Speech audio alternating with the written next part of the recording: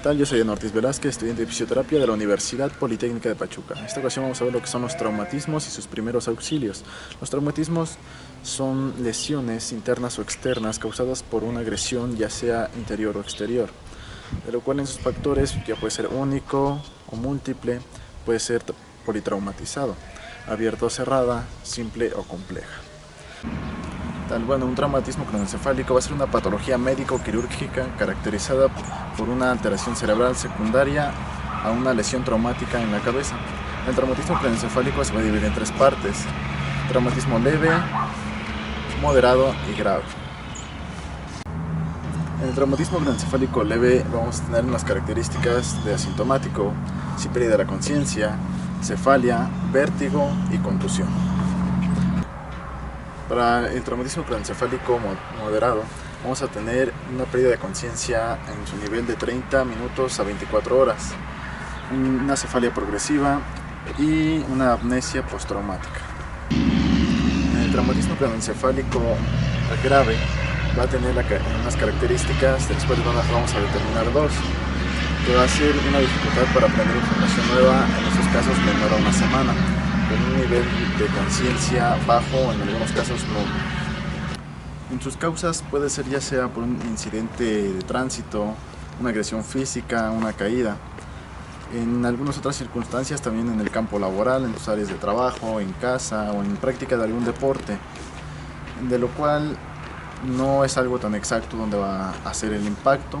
Puede llegar a causar sangrado y en estos casos, como llega a ser abierto, pues ya se ocasiona una lesión a nivel craneal, del cual va a haber una ruptura, una fractura del cráneo. En algunos casos llega a haber lo que es náuseas, vómito y lo que es sangrado. En estos casos puede ser abundante o en menor cantidad, dependiendo de la gravedad del impacto y del traumatismo craneoencefálico, su gravedad de ello.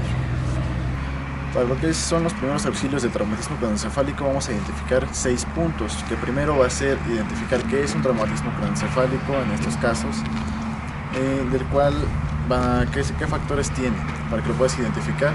Bueno, van a tener su pérdida de conciencia, un comportamiento anormal, un dolor de cabeza insoportable, va a ser muy fuerte, rigidez en el cuello, en algunos casos no van a poder mover sus extremidades, van a tener su comportamiento anormal, en otros llegan hasta vomitar también, y hay casos en los que tienen sus pupilas de tamaños diferentes, una más amplia que la otra, una más chiquita y una más grande.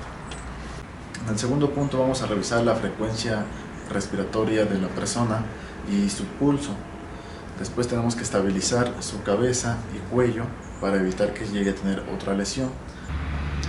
El punto 4 va a ser detener la hemorragia en caso de que exista una. En el punto 5 vamos a evitar un ahogamiento, en estos casos puede ser con su propia saliva o sangre en algunas circunstancias que llegase a haber. El punto 6 va a ser valorar el estado de conciencia de la persona. Lo que no se debe de hacer en estas circunstancias de un incidente en cuestión de un traumatismo va a ser, en caso de la hemorragia o alguna herida, si es profunda, no se debe de lavar. Solamente cubrirla, hacer su torniquete o simplemente comprimirla para evitar que se siga desangrando esa persona. En otras circunstancias de que exista un objeto y esté profundo, no lo debemos de retirar para evitar dañar a la persona. Y otro punto importante va a ser no mover a la persona a menos de que sea necesario. En estos casos, que su vida esté corriendo riesgos junto con la de ustedes. En el caso de un traumatismo abdominal, ¿qué es lo que se debe de hacer en esta circunstancia de primeros auxilios? Primero va a ser identificar, saber los que son signos y síntomas del traumatismo abdominal. Como signo vamos a tener hematomas, en algunos casos hemorragias, piel pálida y sangrado. En sus síntomas vamos a tener dolor abdominal, vómito, disnea, taquicardia, en algunos casos letargia y hipotermia. Ese va a ser nuestro primer punto. Como segundo punto debemos de guardar la seguridad de esa persona, de que no la estén moviendo y pedir que no la muevan. Eso va a ser como un cuarto punto. El tercer punto va a ser evaluar su estado de conciencia de la persona, porque hay quienes llegan a tener una pérdida de memoria y se llegan a desmayar. Como quinto punto va a ser descubrir lo que es el área abdominal para identificar las lesiones o los lugares que tienen heridas y no extraer los objetos que estén causando la herida o que hayan causado esa herida, ya puede ser profunda o en esas circunstancias. No lo debemos de extraer, quitar ni nada de eso, porque podemos dañar algún órgano interno. Entonces es pedir que no lo muevan, llamar a la ambulancia y buscar apoyo, ayuda lo más rápido posible en alguna circunstancia que te encuentres tú solo junto con la persona afectada.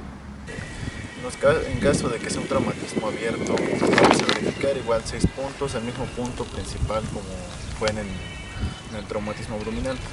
En estas circunstancias, el segundo punto va a ser garantizar su seguridad de la persona. El punto 3 va a ser examinar el área afectada.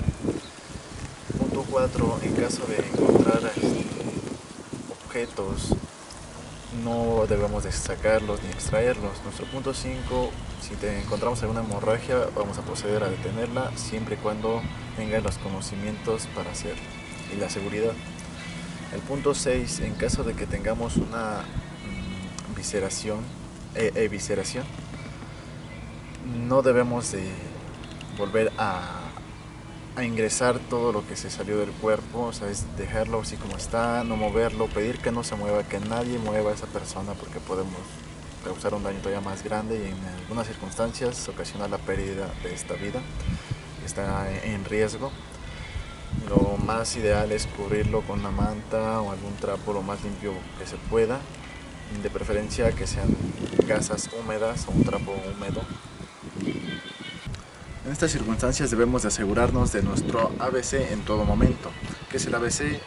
Pues en sí es ABCDE. Punto A va a ser la vía aérea despejada, que no exista algo que esté obstruyendo. El punto B, una buena ventilación, que no tenga una pérdida de sus vías respiratorias, que sí esté respirando en todo momento. El punto C va a ser circulación y control de hemorragias. En estos casos su pulso y que no se esté desangrando y evitar toda pérdida de sangre lo más posible. El punto D va a ser el estado de conciencia de la persona. En esos casos es evaluarlo, su pregunta básica: ¿cómo te llamas? Bueno, yo soy Adolfo Velázquez. ¿Sabes dónde estás? ¿Qué te pasó? Y así. En el punto E va a ser la exposición con control de hipotermia. En estos casos, cuando ahí está su baja de temperatura, debemos de cubrir a la persona, proporcionar nuestro abrigo, chamarra, suéter, para que no tenga esa pérdida de temperatura. En esta situación de lo que son los traumatismos en extremidades, lo vamos a dividir en 4 partes: fracturas, esguinces, luxaciones y heridas. Hay casos que también se contempla lo que son los desgarres. En estas circunstancias lo que se debe de contemplar va a ser sus síntomas. ¿Qué es lo que va a tener como síntomas? Un dolor insoportable, y en algunos casos llega a ser pérdida de la movilidad de alguna parte de la extremidad, y hay circunstancias junto con sangrado en caso de que sea abierta. En estas circunstancias, la causa de alguna herida llega a ser ya sea por un objeto ya sea cortante, por situaciones de desgarro, por aplastamiento, por alguna circunstancia que la ocasione que sea abulsiva, abrasivas y en otros casos contusas. En otra circunstancia que es su integridad de la piel, ya sea abierta o cerrada, en lo que es la parte de su profundidad puede ser superficial, profunda o en algunos casos perforante, dependiendo de la gravedad con la que haya sido la lesión para la abertura de la herida, que en estos casos llega a ser más expuesta por lo regular. En lo que son los primeros auxilios con las heridas, en los casos de heridas, principalmente debemos de esterilizar nuestras manos. ¿De qué forma? Lavándolas. En caso de que no se pueda, bueno, tenemos que buscar cómo enjuagarlas o algo, tenerlas lo más limpias posibles para evitar alguna infección. Después vamos a colocar un apósito, una gasa, un trapo, lo más limpio posible que se pueda, y colocarlo del lado donde está el sangrado o hemorragia, ya sea tengamos que comprimir o hacer un tipo torniquete, que se haga una compresión para que no siga desangrándose esa persona. En otros casos podemos ir con la aplicación de los antihistamínicos para evitar una parte de inflamación, y lo más importante, que no se infecte la herida. Si es una herida grave, es intentar parar la hemorragia o su sangrado y llamar al 911. En las circunstancias por un impacto, cuando se llegan a lesionar lo que son los tejidos blandos, tenemos lo que es la producción de un hematoma, dependiendo de la gravedad que tanto haya sido el objeto directo hacia la piel. En este caso fue a causa de una caída, entonces tiene un rompimiento de los vasos capilares, ocasionando una hemorragia interna. En estas circunstancias, ya sea al instante o en las primeras 48 horas de preferencia, dependiendo de la fisiología de la persona, puede ser hasta las 72 horas, aplicar una compresa fría o hielo, pero no de forma directa porque podríamos causar quemaduras. En estos casos es con un trapo, una franela, algo pero que esté limpio. La colocamos, se va a colocar de 5 a 15 minutos de preferencia y se va a frotar. ¿Para qué? Para que haga una vasoconstricción y así eliminemos la misma causa de lo que está haciendo su hemorragia interna y que se haga un hematoma más grande. En algunos casos se llega a tornar morado, un poco amarillo, más una tonalidad oscura. En lo que es las circunstancias de las fracturas, vamos a tener un sinfín de ellas, de la cual, en su definición, una fractura es en sí la pérdida de la continuidad normal de un hueso. Los tipos de fracturas, dependiendo igual del impacto o su causa, puede ser ya sea oblicua, puede ser en espiral. Hay unos casos que los llegan a nombrar como mariposa, puede ser con minuta o en una fractura múltiple. Y por lo general en las fracturas se maneja en dos tipos, ya sea abierta o cerrada.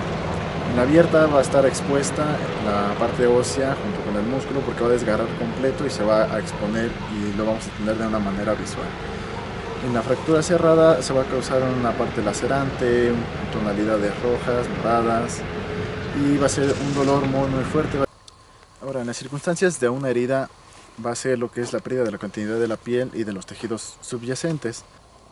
En su clasificación ya sean lacerantes, cortantes, contusas, punzantes, avulsivas, abrasivas, incisivas y en algunos casos mixtas. En sus primeros auxilios, en estos casos, tanto en una hemorragia como en una fractura, van a ser muy similares, ya que debemos de inmovilizar a la persona, especialmente el área que está siendo afectada o fue afectada.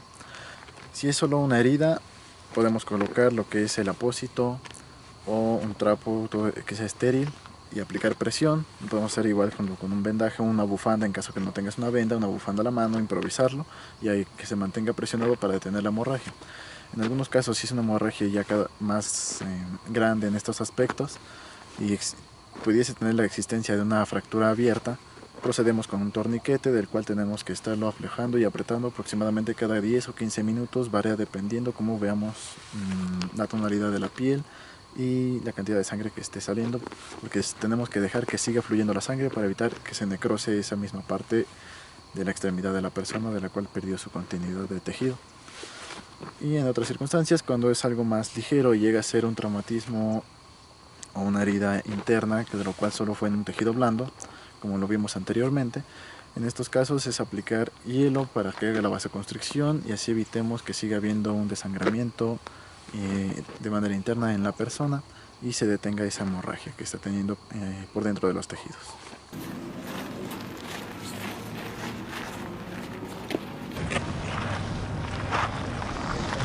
De una caída, un incidente y desconozcas si es un esguince, fue una fractura, lo principal es mantener a la persona en calma, que no se esté movilizando. Por favor, coloque su brazo, que no se mueva, manténgase tranquilo. Lo puedes inmovilizar, traes un portafolio, un cacho de cartón, una revista. Lo vas a colocar de una manera suave en caso de que sea una fractura. Para identificarlo puedes hacer una manera en teclado de forma manual. Si hay un dolor mayor, entonces sí podría tener las probabilidades de una fractura. Entonces en ese instante te lo puedes envolver, ya sea si traes alguna bufanda, alguna prenda que se preste para hacer este tipo de envolvimiento, en caso de que no tengas una venda a la mano. Lo vamos a asegurar que la persona se mueva lo menos posible para que no se afecte más. Después de esto es llevarla a un centro de atención más cercano, un centro de salud, con un médico general, para que lo puedan atender y le brinden la atención adecuada. Las circunstancias de un desgarre va a ser en circunstancias causado por un sobreestiramiento o que más bien una distensión o ruptura del músculo. En algunos casos también puede intervenir la ruptura de un tendón. El desgarro muscular se va a catalogar en 3 partes: primero, segundo y tercer grado, que ya es donde está la ruptura, su separación completa de ese músculo o tendón. A continuación tenemos lo que es un esguince, del cual va a ser una lesión en los ligamentos. Igual se cataloga en 3 partes: primero, segundo y tercer grado, del cual el tercer grado ya es una ruptura de ese ligamento. Estos por lo general son causados por un sobreestiramiento y en lo más común llega a ser en el tobillo, un esguince, ya que tenemos una inversión o eversión del tobillo en un alto grado, del cual ocasiona ese sobreestiramiento de los ligamentos, entonces ya no tienen su regreso de una manera adecuada. En otras circunstancias, cualquier otra área del cuerpo, esos mismos ligamentos en el sobreestiramiento los va a lesionar. Entonces, lo principal que debemos hacer como primeros auxilios en estos casos va a ser colocar hielo, pero principal va a ser colocar la extremidad o el miembro de la persona afectado de la manera adecuada, como debe de ir anatómicamente hablando, y colocar hielo o una sustancia fría para que todos sus ligamentos con el mismo frío se contraigan y regresen a su lugar de la forma más adecuada posible.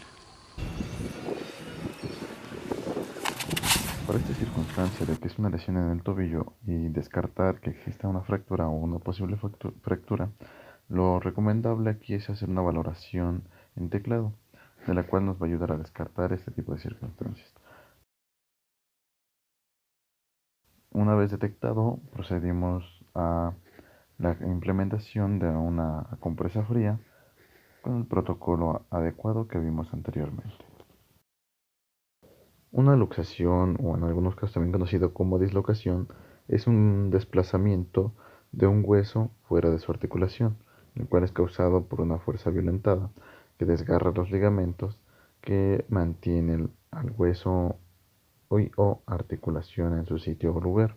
Las más comunes llegan a ser una luxación de hombro, codo, rodilla, tobillo y algunos casos también de cadera. 3.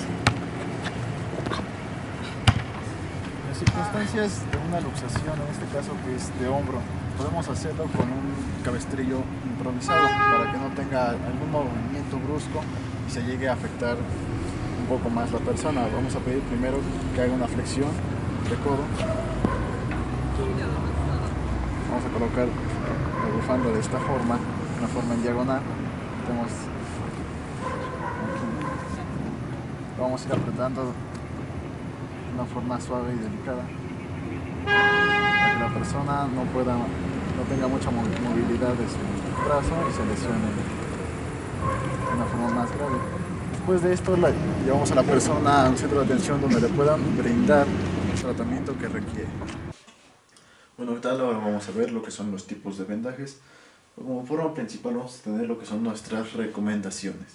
En estos casos, como principal tenemos lo que es no usar una venda húmeda o mojada, ya que cuando se seque se va a contraer toda la tela para regresar a su estado casi original y puede apretar más el área donde fue vendada.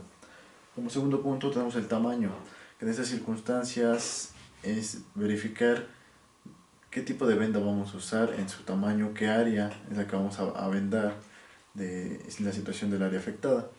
Entonces, ya sea grande, chica, que su diámetro, los centímetros, 5 centímetros, 2 centímetros, qué tipo de venda vamos a usar. Nuestra posición en esos casos se va a dividir en dos. Nuestra posición a vendar, que en este caso tenemos que tener de frente nosotros a la persona para poder tener una mejor comodidad de poder vendar su área afectada. En la segunda va a ser la posición anatómica, que en estos casos, cuando es el vendaje en una articulación, es preferible dejarlo en flexión.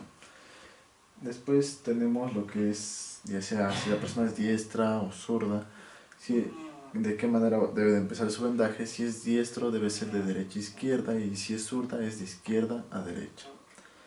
Después lo que es en cada vuelta debemos de cubrir 2/3 o 2/3 partes de lo que fue vendado. Entonces solo una tercera parte vamos a dejar descubierta sin la venda próxima que se va a colocar en la siguiente vuelta.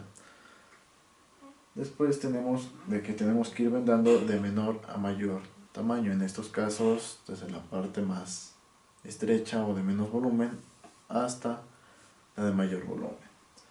El término o fin del vendaje va a ser al momento de que en algunos casos en espiral, por ejemplo, vamos vendando y al final vamos a dar 1 a 2 vueltas completas de preferencia, poder fijar bien el vendaje al final y que no tenga el problema de que llegue a ablandarse y ya no tenga esa misma consistencia o trabajo que debería de estar haciendo.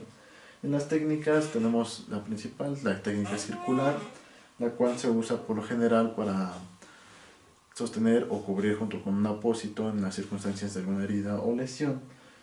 El espiral también lo llegan a utilizar para sostener un apósito en algunas circunstancias, en una parte más amplia que se haya llegado a afectar, que también lo utilizan de una forma compresiva para su retorno venoso. En 8 de estos casos lo utilizan para lo que es la lesión en omóplato, se tienen que fijar ambos hombros, y en algunos casos también se utiliza en rodilla, lo vamos a ver más adelante. Tenemos en espiga, que igual en algunos casos lo confunden con el que es en 8, ¿okay? En espiga va a quedar en esa forma como si hiciera zigzag o en pirámide, que van a quedar encontrados, y bueno, vamos a ver más adelante cómo es la forma en que se lleva a cabo.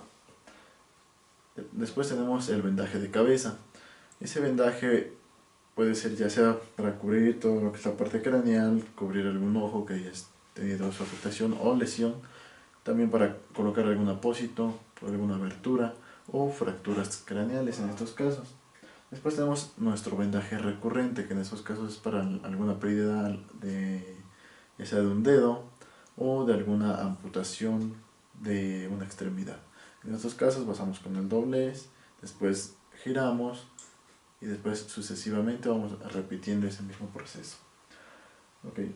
Pasamos a lo que son los tipos. En lo que es el blando va a ser como por ejemplo en el circular, que solo va a sostener para brindarle ese apoyo a la persona de su curación. En lo que es el compresivo va a ayudar a lo que es el retorno venoso, como lo que es en lo más común con el espiral. Después tenemos el rígido, que en estos casos es cuando llegan a colocar el yeso, principalmente colocan una venda de algodón y después ya colocan la venda de yeso para proteger y cuidar la extremidad a tratar de la lesión. Después tenemos lo que es el suspensorio, que esto lógicamente la palabra lo dice, va a ser suspender, que en la mayoría de los casos llega a ser, por un ejemplo, en alguna mama o pecho. Después tenemos el protectivo, que aquí va a ser proteger un área para su recuperación o en algunos casos vendan solo una parte para poder seguir trabajando con la demás y que no se afecte o que se llegue a infectar con lo mismo que se está haciendo y solamente se pueden centrar en una sola área.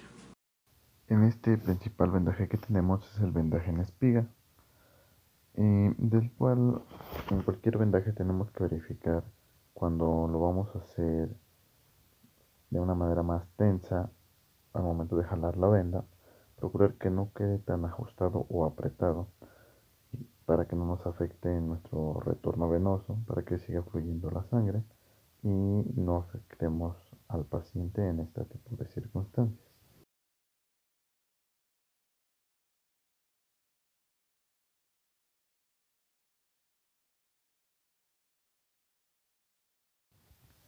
Debemos de procurar de que la venda no quede con dobleces o arrugas para que no sea molesto para el paciente y de que de la mejor manera posible, con sus 2/3 partes cubiertas con cada vuelta que se va teniendo de la venda. Bueno, ahora procedemos con lo que es el vendaje de codo. Principalmente le vamos a vendar lo que es en el húmero, vamos a la primera parte para la fijación. Debemos de procurar que no queden arrugas. Vamos a dar 2 vueltas. Después vamos a proceder, todo debe ser de manera interna y externa, solo en un lado, no hacer ochos ni zigzags. Vamos a enredar, nos vamos a basar en las primeras 2/3 del antebrazo. Vamos a dar una vuelta Vamos a regresar. Damos otra vuelta. Que no queden esas arrugas, que quede tenso, pero no tampoco que quede muy ajustado, para que le brinde esa comodidad a la persona.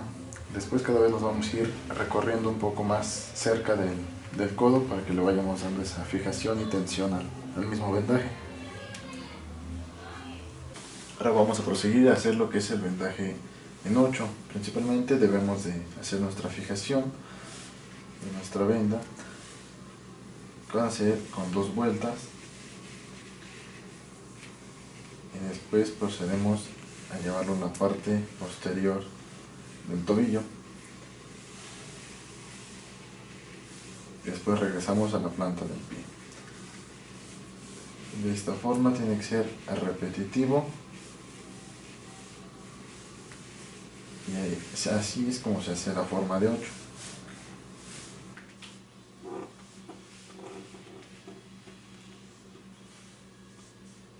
Ahora seguimos con lo que es el vendaje en espiral, el cual también nos sirve para las circunstancias del uso de un apósito por la causa de alguna herida, del cual lo tengamos que implementar.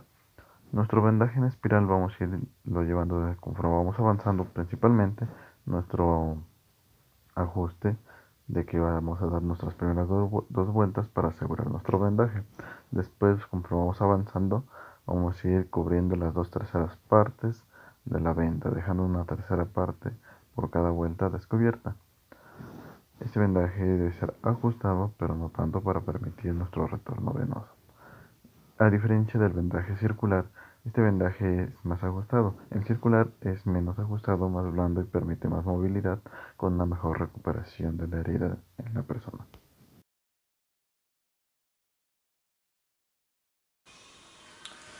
Ahora proseguimos con lo que es el vendaje recurrente. En esto vamos a iniciar desde lo que es la planta del pie. En estos casos se aplica para en alguna amputación. Vamos a dar 2 vueltas. Regresamos, hacemos un doblez.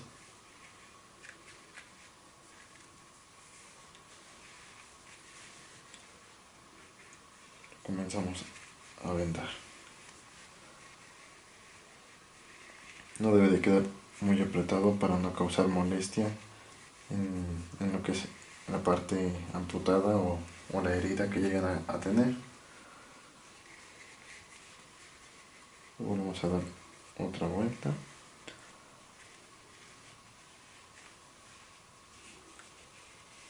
Y se procede haciendo esta misma secuencia una y otra vez, en algunos casos hasta que se termine la venda.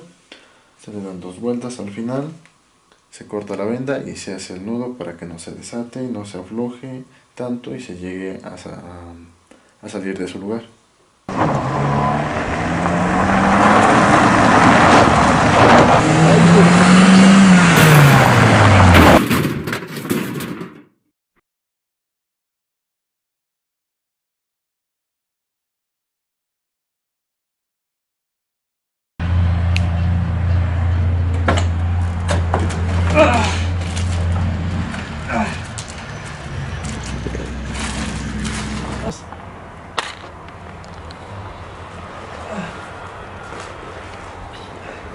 ¡Ayuda!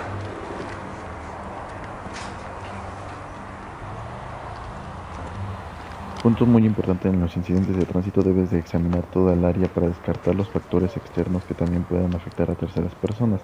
Debes de pedir auxilio a más personas para que te puedan brindar el apoyo y poder brindar los primeros auxilios de una manera más eficaz y eficiente.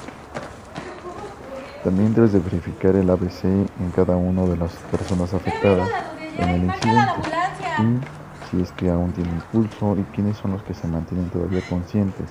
Evitar de que estén en movimientos bruscos, ya que esto les puede ocasionar más lesiones en lugar de un beneficio. Siempre procurar de que al instante se marque el 911 para evitar este tipo de circunstancias y tener una persona que esté al pendiente en la llegada de la ambulancia. Corre, está sangrando demasiado. Podemos hacerlo un torniquete. Vamos a ver si vemos la hemorragia. Jorge, pésame tu gorra. Rápido, corre, corre, corre. Tranquilo, amigo, todo va a salir bien. Voy a llamar a la ambulancia. 911, emergencia, por favor. Sí, chocaron. Estamos a orillas de Zempoala, en calle de Oro, enfrente de la casa 259. Hay 3 malheridos y uno está inconsciente. Ayuda, por favor. Lo vamos a revisar nosotros. Tranquilo, tranquilo, ya llegan. Si tú verificas de que los vehículos o unidades motorizadas están tirando gasolina y las probabilidades de una explosión son muy altas, ¿Sabes qué les pasó? debes de proceder a ayudar a salir a esas personas de sus unidades Que no te motorizadas tranquila, o ahorita los vehículos, vamos a apoyar y junto todo con va a 2 salir o más bien, ¿vale? personas para que sea de una manera más ¿Cómo está el segura otro? y eficaz posible. Oye, amigo, ¿estás bien? Tranquila, tranquila, a ver, espera ahorita. Amigo, No lo muevas, güey. ¿qué hago? A ver, abre la puerta. ¿Quieres que te Despacio, ayude? despacio. No lo dejes solo. Ahorita por si reacciona.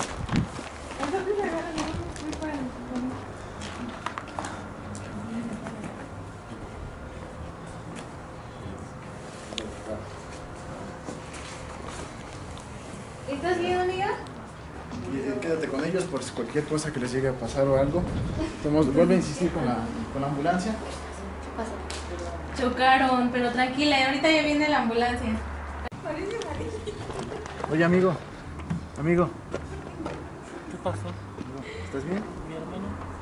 Ya tranquilo, ahorita ya la sacamos, ahorita va a estar bien, ¿vale? ¿Te puedes mover? Creo que sí. ¿Te duele algo? Bueno, a ver, intenta sacar las piernas. A ver, te ayudo. Con cuidado, con cuidado. Cuidado. Suave. Con calma. Ayúdame.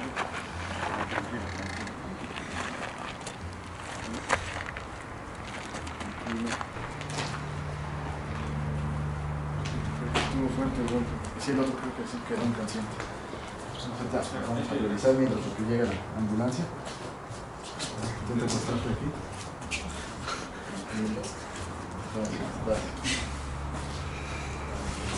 Gracias.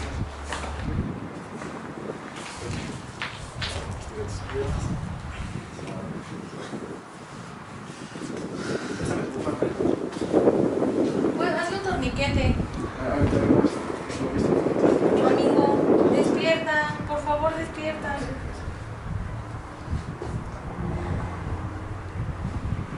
Todo va a salir bien, ya no tarda la ambulancia. Sí está respirando. No te muevas, tranquilo.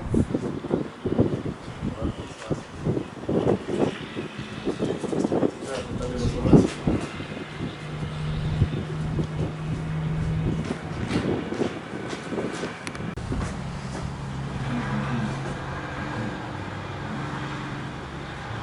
¿Va a estar bien? ¿Se puede sentir tus piernas? Sí. Ok. ¿Puedes mover tus manos?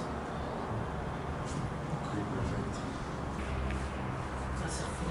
¿Tienes frío?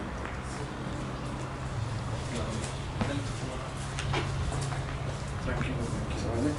Quédate con nosotros, no te vayas a dormir. Todo va a estar bien.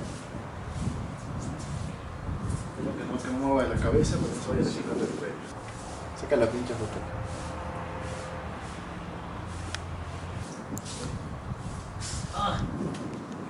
¿Te duele mucho?